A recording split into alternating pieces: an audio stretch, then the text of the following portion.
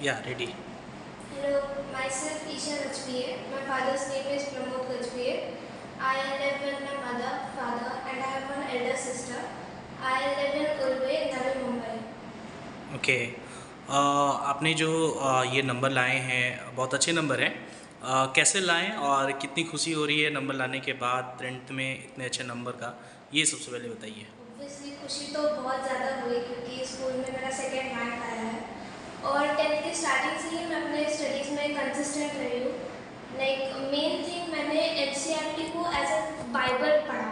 पूरे टेंथ में you have to make sure that NCERT is your bible, उसे as a basis पढ़िए and then you will have NCERT exemplars जो कि आप उसकी बुक ले सकते हैं। ऑनलाइन पूरा मटेरियल्स है अवेलेबल, उससे मेनली मैंने प्रैक्टिस किया और एंड के टाइम पे मैंने मेनली पीवाईक्यूज पे ज़्यादा फोकस किया।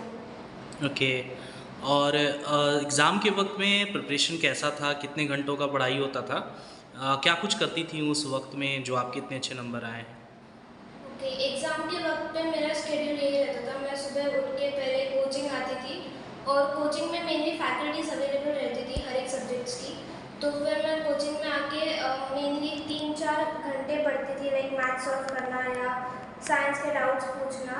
एंड देन घर पे जाके भी मैं 3-4 घंटे ज़्यादा पढ़ना क्योंकि एग्ज़ाम का वक्त था। तो फिर बोर्ड्स के एग्ज़ाम बहुत सीरियसली लेते थे सब लोग और प्रेशर भी था उतना, तो उसकी वजह से दिन में एवरेज 7 से 8 घंटा पढ़ना हो जाता था। ओके।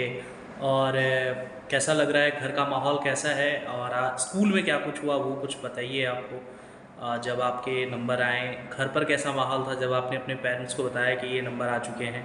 घर पे जब हम रिजल्ट चेक कर रहे थे तब मम्मी पापा साइड में ही थे और जब उन्होंने रिजल्ट देखा, जब मैं कैलकुलेट कर रही थी, they were really happy that I got mainly 95 above in all of the subjects except English. I got 94 in that and they were really satisfied and happy that I got 95.2 percentage. And in school also everybody congratulated me and appreciated me. Okay.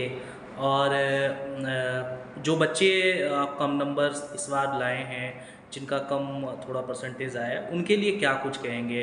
किस तरह का preparation करना चाहिए? बच्चे जो है बहुत डर जाते हैं, घबरा जाते हैं, तो उनके लिए क्या कुछ कहना चाहेंगे? पहली बात तो टेंथ ज़्यादा इम्पोर्टेंट नहीं है फ्यूचर में भी। फ्यूचर में 12th स्टैंडर्ड सब कुछ इम्पोर्टेंट हो जाता है, बट टेंथ में स्टार्टिंग से ही कंसिस्टेंट रहना ही मेन थिंग है। अगर आप कंसिस्टेंट रहेंगे, एनसीईआरटी रेगुलरली पढ़ेंगे, जैसे टेंथ में बहुत सारे एग्जाम्स होते हैं, तो आप हर एक एग्ज़ाम के पहले एनसीईआरटी को पढ़िए, थरो रहिए एनसीईआरटी के साथ। फिर एनसीईआरटी एग्जाम प्लस और उस चैप्टर के पीवाईक्यूज और मेनली आप रिवीजन कंसिस्टेंट रखिए क्योंकि जब आप एक चैप्टर पढ़ लेते हैं तो फिर 1 से 2 महीने के बाद आपको भूल भी जाते हैं, तो वो जो पढ़ना हुआ वो सब वेस्ट चला जाएगा।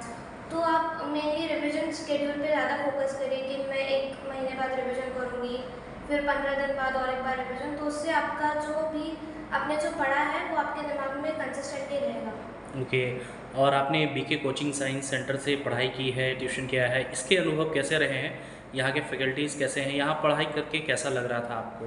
Well, BK science coaching centre की फैकल्टी बहुत ज़्यादा सपोर्टिव है। They acted as my backbone throughout the entire year, क्योंकि जब भी आपको कुछ डाउट होता है आप फ्रीली आ सकते हो any time and the faculty is always available and they are really glad to help you and support you in your journey. और मेनली तो मैं 9th में बहुत डरती थी मैथ से, but when I met BK sir, मुझे पता भी नहीं चला मैं मैथ्स में इतनी अच्छी हो गई कि मुझे 100 में से 95 में मिले क्लास 10th में।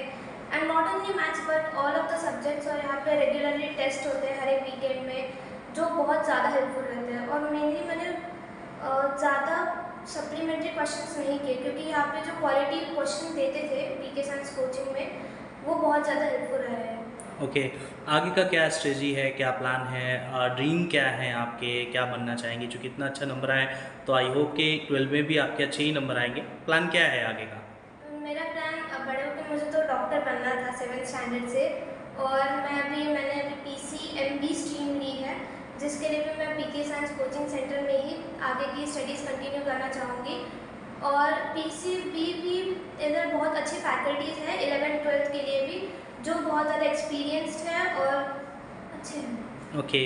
और घर पे कौन सबसे ज़्यादा प्यार करता है, मम्मी या पापा, या फिर कैसा लगता है घर पे? घर पे भी माहौल बहुत सपोर्टिव ही रहता है। Mainly they support me in studies, they always encourage me and appreciate मी कि नहीं, मैं यूनिक हूँ और मैं आपकी स्टूडेंट नहीं हूँ, मैं कर सकती हूँ।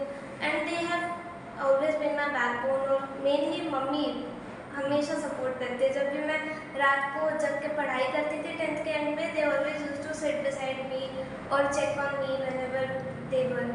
Okay, thank you. किनको किनको कहना चाहेंगी, चूँकि नंबर आपके आ चुके हैं अब, उसके लिए किनको किनको थैंक यू बोलना चाहेंगी? मैं सबसे बड़ा thank you actually VK science coaching centre को ही बोलना चाहूँगी, क्योंकि जो फैकल्टीज़ है मुझे ज़्यादा इधर उधर पूछने की ज़रूरत नहीं पड़ी किसी आंसर्स की, क्योंकि जो भी क्वेश्चंस होते थे, जो भी डाउट्स होते थे, मुझे मेनली इसी कोचिंग में सॉल्व करके दिए जाते थे और एक्स्ट्रा क्वेश्चंस भी देते थे, जिसकी वजह से मेरी बहुत ज़्यादा हेल्प हुई। और जो फैकल्टी है उन्होंने बहुत ज़्यादा अप्रिशिएट और एनकरेज भी किया है मुझे, जिससे मेरा सेल्फ कॉन्फिडेंस भी बूस्ट हो गया है। तो फिर मेनली उनका ही थैंक यू बोलूँगी और मेरे पेरेंट्स। ओके, और चलते चलते एक बार उन बच्चों को क्या कहेंगे जिनके नंबर कम आए हैं, कैसे प्रिपरेशन करना चाहिए, एक सिग्नेचर स्टेप क्या होना चाहिए? सिग्नेचर स्टेप होना चाहिए कि आपके पास सेल्फ कॉन्फिडेंस होना चाहिए, आपको अफर्मेशन होनी चाहिए कि नहीं, मैं ये कर सकती हूँ। क्योंकि मैं भी खुद को एवरेज स्टूडेंट समझती थी, but when I used to start to study कि मैं इतना इतना घंटे, मुझे पता भी नहीं चला कब मेरा स्केड्यूल 2 से 3 घंटे पढ़ने से बढ़ गया और मैं ज़्यादा पढ़ने लग गई। क्योंकि आपका एनवायरनमेंट भी जैसे जैसे बड़े होते हो, आपका एनवायरनमेंट भी उतना कम्पिटिटिव हो जाता है कि आपको खुद से मन करता है कि मैं पढूँ और मैं पढ़ी हूँ, मतलब अच्छे नंबर्स लाऊँ। तो फिर आप भी ऐसे एनवायरनमेंट में रहिए और आपके फ्रेंड्स भी थोड़े कम्पिटिटिव टाइप्स बनाइए, जैसे आपको ज़्यादा मोटिवेट कर सकें। Okay, thank you so much.